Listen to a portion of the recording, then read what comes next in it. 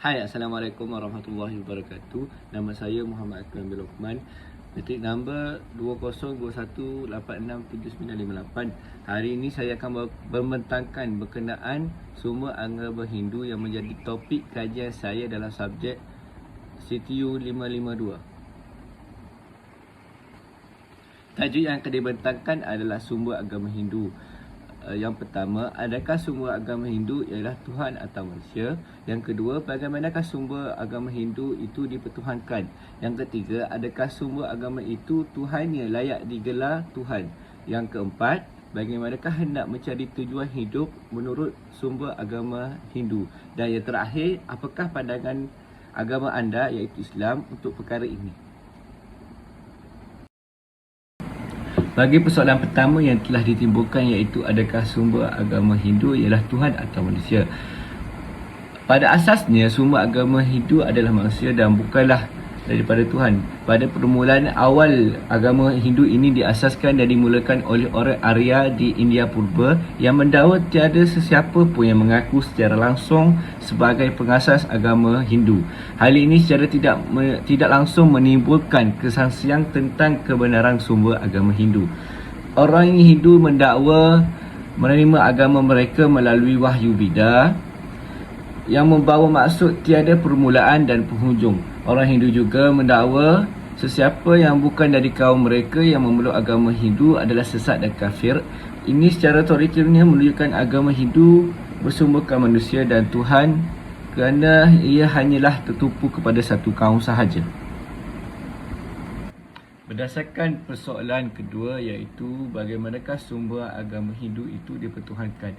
Agama Hindu dipertuhankan melalui sifat kerohanian seseorang kepada Tuhannya dan kitab suci. Hal ini jelas terbukti melalui penyembahan elemen-elemen alam sebagai Tuhan oleh masyarakat Indo-Arya. Revolusi asas penyembahan telah menimbulkan unsur baru dalam ketuhanan yang secara tidak langsung menunjukkan Tuhan bagi agama Hindu bukanlah satu tapi tiga yang utama iaitu Nirguna Brahman, Isvara dan Hiranyagarbha. Ajaran agama Hindu juga telah disebarkan melalui kitab suci. Terdapat beberapa kitab yang terbahagi mengikut taraf hidup iaitu Veda yang tertinggi, Smriti, Purana, Ramayana, Mahabharata dan akhir sekali Bhagavad Gita.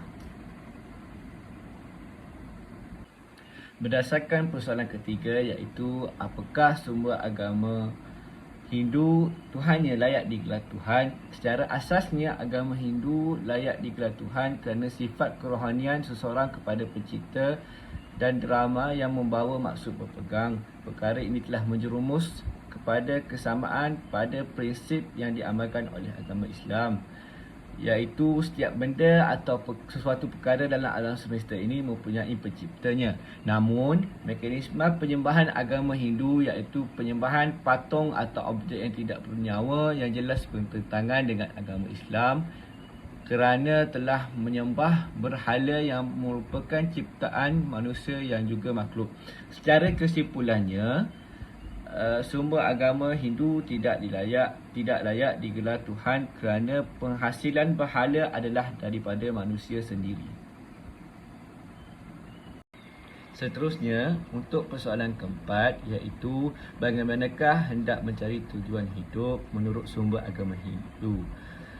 Tujuan utama bagi agama Hindu adalah moksha Jagaditaya Caiti Dharma, iaitu mencapai kebahagiaan rohani dan jasmani, dalam erti kata lain kebahagiaan zahir dan batin.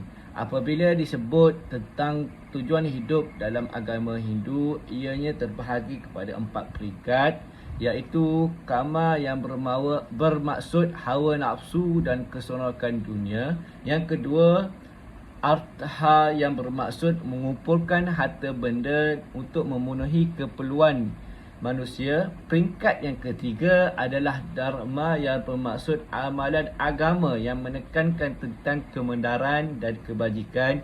Dan akhir sekali, peringkat yang paling tertinggi iaitu moksha yang membawa maksud kepada pelepasan dari duniawi yang diperolehi hanya melalui kesedaran Tuhan.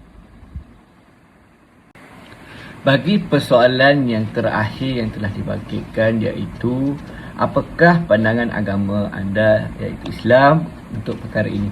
Mengikut pandangan agama saya iaitu Islam, secara teorikalnya agama Hindu dan agama Islam mempunyai beberapa kesamaan. Namun agama Hindu telah salah ditafsirkan oleh orang Hindu sendiri yang menggunakan konsep penyembahan berhala, tanda pengabdian diri kepada Tuhan Yang Maha Esa. Hal ini terbukti dalam ajaran asas Hindu yang hanya percaya kepada satu Tuhan yang bertepatan dan bersamaan dengan agama Islam, iaitu mentauhidkan Allah Subhanahu Wa Taala yang Maha Esa.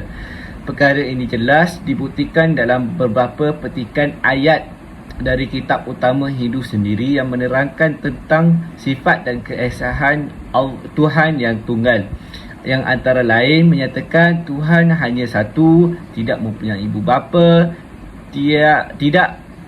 tiada sesuatu pun yang menyerupai Tuhan dan sebagainya.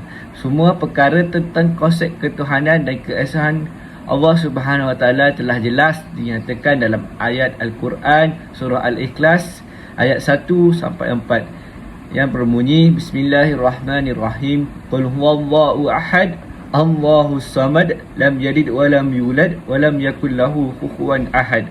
Katakanlah wahai Muhammad, Tuhanku ialah Allah yang Maha Esa, Allah yang menjadi tumpuan sekalian makhluk untuk memohon hajat. Ia tidak beranak dan ia pula tidak beri peranakan, dan tidak ada sesiapa pun yang serupa dengannya. Jelaslah di sini bahawa inti daripada ayat-ayat daripada kitab suci Hindu yang mempunyai makna dan maksud yang sama dengan apa yang ada dalam Al-Quran Karim yang dibawa oleh Rasulullah SAW. Sekian sahaja daripada saya. Terima kasih.